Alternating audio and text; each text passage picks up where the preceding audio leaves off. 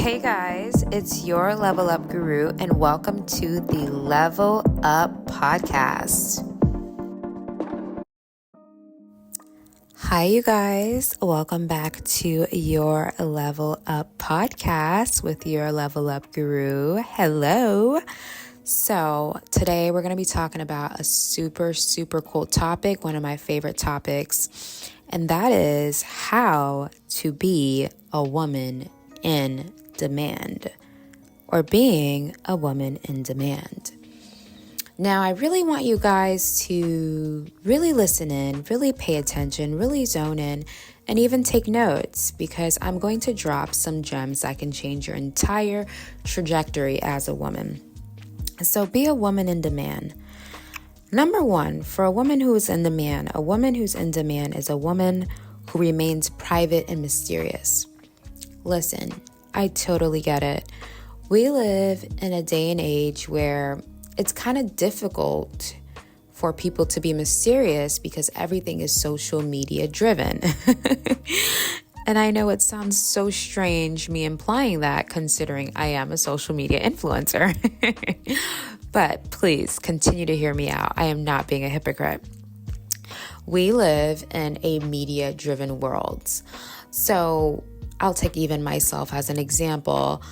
I always try to make a very conscious decision to make sure that I am putting out content that'll help the masses while keeping my private life private in regards to my family, my relationships, my careers, what I do for work, just anything that's in regard to my private life. I keep it as private as possible because privacy is power. So a woman who's in demand is a private woman. A woman who's in demand is a mysterious woman. When you are private and you are mysterious, in a way, you are pricing yourself as something of very high value. You are not easily accessible when you are private and mysterious. Think about when you were in high school. Let's take it back to the old days. Remember that one girl who was like really pretty, and she was in FBLA, Future Business Leaders of America. She was like in all of her AP classes. She probably was a dancer as well on the dance team or the ballet team. She also probably was an athlete. Sometimes they're an athlete or the student president, but she was so hard to gain access to because she was so focused on her schoolwork and just focused on her goals that you didn't really know too much about her. I think every person in high school has at least remembered that one girl who was like that. And do you remember how all of the guys would literally drool over this girl because they just couldn't have access to her? And she was so hyper focused on her goals that some of them wouldn't even try to approach her because they had a feeling that they would be rejected, not because they weren't attractive, but they would be rejected because her focus was always elsewhere and she was always very difficult to get into contact with. And she was probably even a loner. A woman like that is always in demand, okay? A woman like that will always be the talk of the town. And you are the talk of the town when you are not easily accessible. It's kind of like people have to figure you out. Let's take it to celebrity level. Who's a celebrity that's in demand? I'm going to choose who I always choose. Look at Beyonce. She puts out what she needs to put out. She puts out her material, her craft, her art. But other than that, access to her personal life is absolutely impossible. She doesn't share those parts of her life with the world. She keeps those parts of her life to herself. So you become a woman in demand. You are in demand when you are private and mysterious. You give out your craft, but as far as your personal life, it's kept to yourself. Second point, a woman in demand. A woman in demand has structure, and lots of structure. A woman in demand is not somebody who's all over the place. I guess that's a pretty good way to say it. A woman who's in demand is structured with her life, structured with her time, structured with her activities, structured with everything that she does. Anything that has her name on it looks good. She looks good. Her composure looks good. Her work looks good. her dealings in life, it just looks good. It's called structure. A woman in demand is very structured in everything that she does. And if you lack structure, which I'm sure we have all been through seasons in our lives where we're just a little bit all over the place and we lack structure, you can always fix that. What are some small ways to be structured as a woman in demand? A woman in demand has a plan. A woman in demand has a to-do list, a list of things that she has to accomplish within a given day. She makes sure that her bills are paid on time. Her credit score is where it needs to be. She's fixing up whatever financial mess that she's in. She's healthy. She's getting her life together. She's working out. She's reading books. She's instilling intelligence in herself. A woman in demand is very structured and is always looking to progress and be better in her life. A woman in demand, I love this point. I'm going to take a lot of time on this point. A woman in demand learns to only associate with high demand people.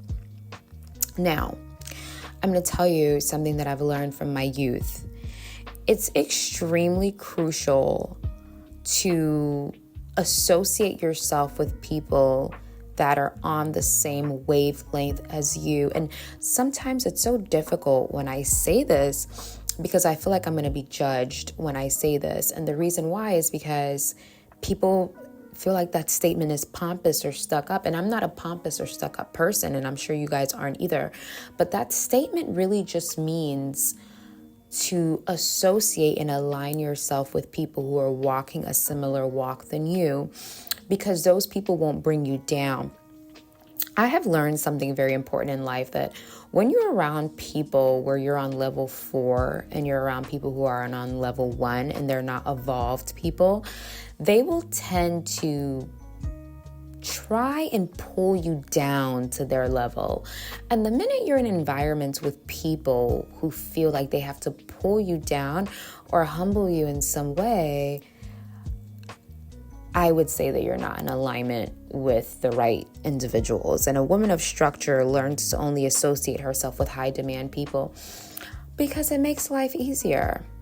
It just makes life easier when you're sitting on a table and you're talking about what you want to do in your life, and you don't sound like you're bragging, right? You don't have that fear of, oh my God, like if I say this, am I going to offend somebody? Or if I say this, am I going to make them feel like they're less than, or if I do this, am I going to make them feel insecure and start projecting? When a woman of high demand is always around people of high demand as well. So you don't ever have to feel that fear of retaliation or sabotage because the person's not where you're at, that they're going to do something about it.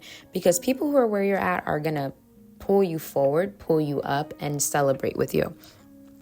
A woman in demand is confident. Jealousy is a no-go.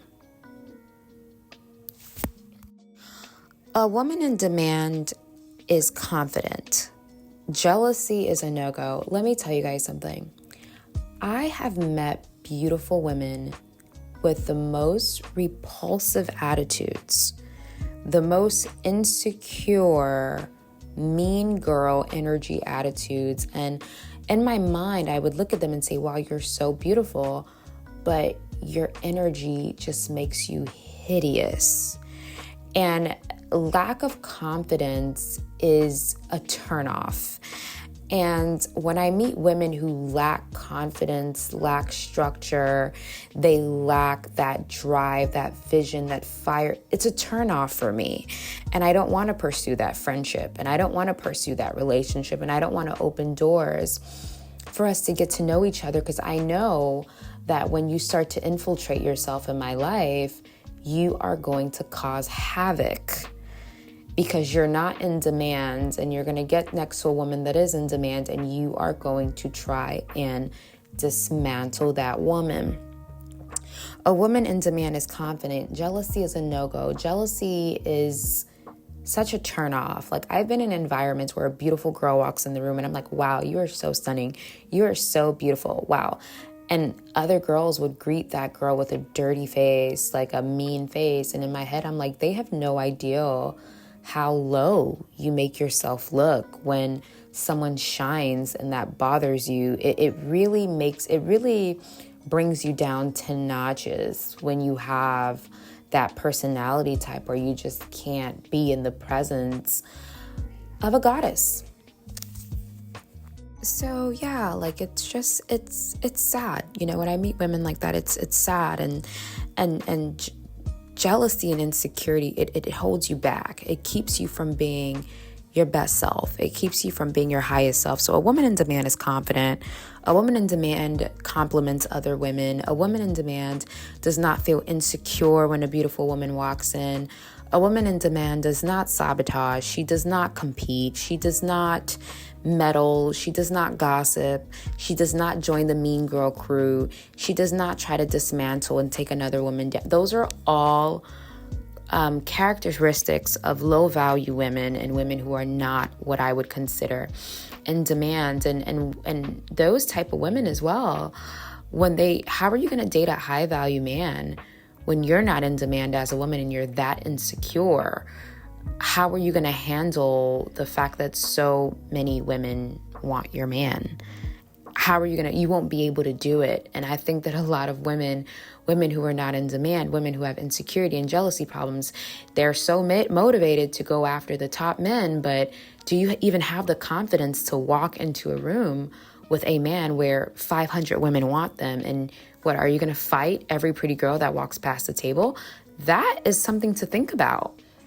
And women who are in demand do not have the personality type of constant jealousy and insecurity. That is not a personality type that high value women and women in demand have. Now, next point, women in demand learn to take care of themselves. It's called self-care. I like to think about self-care in 3 different categories, actually 4: mental care, physical care, spiritual care, and emotional care. That is self-care for a woman in demand, a high-value woman. Mental care, you got to take care of your mind. Therapy, going to therapy, getting your sessions done, healing, doing the shadow work, doing what's necessary to fix yourself to be the best version of yourself. Then we have spiritual work. I feel like a woman who's in demand, a high-value woman, has some form of spirituality, a spiritual basis, a spiritual foundation that she really just runs to balance herself out. A woman in demand has physical care, takes care of her body. I'd like to make a quick side note on that. Women in demand do not shame women for taking good care of themselves. I think that low-value women tend to get angry at women for wearing makeup, get angry at women for eating a salad, get angry at women for wanting to be in shape and looking their best wherever they go. That reminds me of an experience I had when I was in college. This one friend invited me to a party. I told her, yeah, I'm getting ready. And she literally told me to not wear makeup. I don't have to worry about wearing makeup. She said, don't worry about wearing makeup or getting dressed up. Just throw on something easy and go down there. And at the time I was so young, but now I really avoid people who are like that because they're just, again, they're not in your lane and they're going to try and bring you down. So high value women in demand take care of themselves physically. And then lastly, they take care of themselves emotionally. They have self-control. Women in demand have self-control. Women in demand are easy to work with. And women in demand tend to get along with male-centered spaces as well because they have their emotions in check. I think one of the biggest mountains that women have to climb is learning to have their emotions in check. Emotions can be a woman's biggest enemy. I get that. As women, we're hormonal, we're emotional, we're sensitive. I'm not saying that that's necessarily a bad thing, but it is a bad thing when it controls your life and it controls your decisions and it controls your reactions. And you will notice that whether in the workplace or in religious settings or whatever, women tend to not know how to control their emotions, not know how to tame their emotions. And that's why sometimes they don't make the best leaders. I'm not trying to sound like a misogynist. People don't call me straight up and straightforward and honest for nothing. Most women lack emotional control. That's why they don't make good leaders. A woman in demand has her emotions in check. She thinks logically, rationally. She doesn't allow her emotions to drive the car. She allows her understanding and her intelligence and her critical thinking skills to drive the car, not her emotions and how she's feeling for that day. A woman in demand has very, very good emotional control, and because of that, a woman in demand has very, very good emotional control, and because she can control her emotions, that's why she gets so many good opportunities, because she thinks logically and strategically.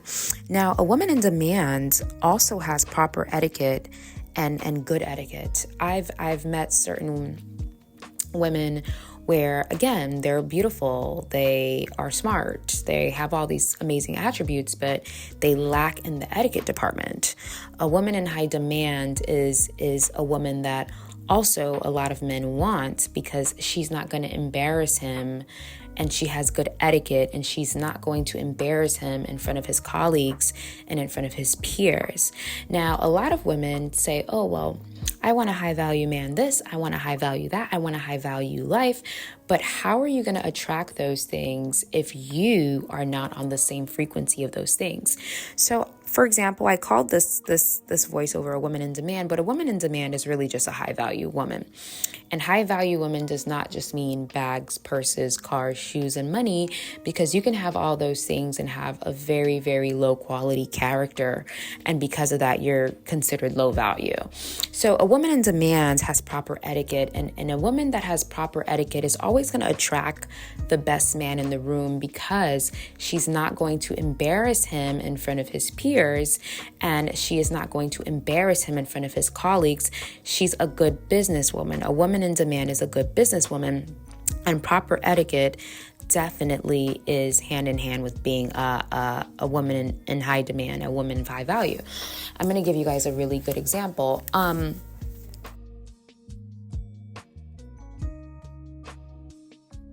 So let me give you guys a quick example about how a woman in demand has proper etiquette. Okay, let's talk about proper etiquette for a second. I'm going to give you guys an example. I was helping with this really big, nice event, and I was really just checking people in for this event. And this lady walks in, and the minute she walks in, she's beautiful, right? Like, she has beautiful she had like the strawberry ginger hair that was like curly, these really big, beautiful hazel eyes. Like, she was tall, nice body. The minute she walked in, I'm like, in my head, I'm like, wow, she's literally like a walking Barbie. She's beautiful. But the minute she walked in, and I'm standing at the check-in desk, she walks in with two other men, and the men say hi. Both of the men greet me and say, hi, we're going to so-and-so, the so-and-so room, or whatever the case may be, or the lounge or whatever. She walks in, and I noticed that they both speak to me, and she just looks down at her phone. And then after she looks down at her phone, she just, without checking in with me and asking me like what room to go to or what direction to go in, she just walks into the main lobby and just starts looking around. Like, she just passes me like I'm like invisible, and she walks in and she just starts looking around. And the two guys that she came with, I can tell they're like big business executives. I can tell they were embarrassed. They were looking around very awkwardly, because that's embarrassing. And that's what I'm saying. Like, when you're a beautiful woman, that doesn't mean that you're a woman of means. That doesn't mean you're a woman of high value. That doesn't mean you're a woman in demand, because clearly she lacks manners. So that alone will turn people off from her.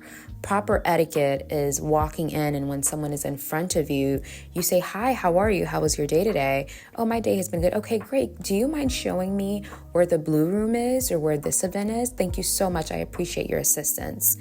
That is etiquette. You don't just walk into places and someone's standing in front of you and you just walk right past them, and it's like you show yourself to the room and then you're just looking around. And like, I could tell the men were embarrassed, and I could tell, like, this girl, she's beautiful, but she's going to have a very hard time locking down a man of means because she has no manners. And that alone will ruin her. And this is something that I see with women a lot now that I'm getting older. It's like, you don't have to be a kiss butt, right? Like, you don't have to go into rooms seeking validation, but there's a level of etiquette that you should have that draws people to you. Like, when I walk into places, I say please, I say thank you. I said, and if I do something for someone, they say thank you, I say my pleasure. Like that etiquette, that class, that elegance is what I feel like a lot of women lack. They kind of think that being a pretty face is enough, or their credentials or their PhD is enough, but no one wants to deal with someone who has a very unpleasant, unsettling, and nasty personality. That will close a lot of doors for you. That will close a lot of opportunities for you when you don't know how to have proper etiquette. And that is a problem that a lot of women have. And a woman in demand, a woman of means, is stern, okay? She does have her boundaries in check. She does not allow herself to be disrespected, of course, but a woman in demand has etiquette. She will not embarrass her family. She will not embarrass her friends. She will not embarrass her peers. She will not embarrass her man.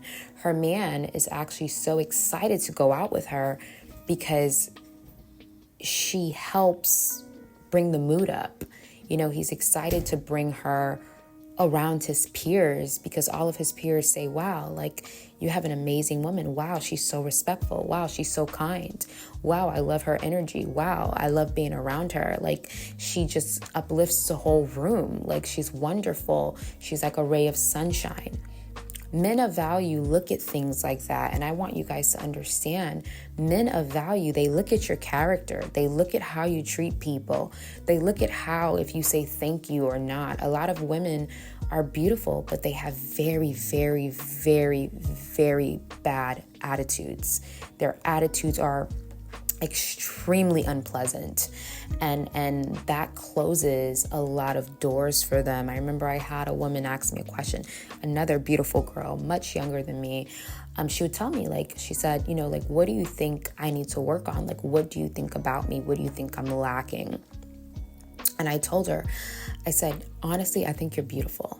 I think you're absolutely stunning. I really do. And I think you're very smart. And I think you're very dedicated. And I think you're a very hard worker. But there's just one little tiny thing that unfortunately will close a lot of doors for you. And she said, why? I said, you're unpleasant. Your nature is unpleasant. You're not pleasant to be around. People are not excited to be around you. It's like a big black cloud over your head when you walk in the room. You don't say hi. You don't say good morning. You don't say good afternoon. You don't say thank you. You don't greet people. You don't say my pleasure. You don't say thank you for helping me. When someone hands you something, you just snatch it. You don't say thank you. Those are all little tiny things that people will not want to deal with you because of those specific reasons. Those little things will close doors on you.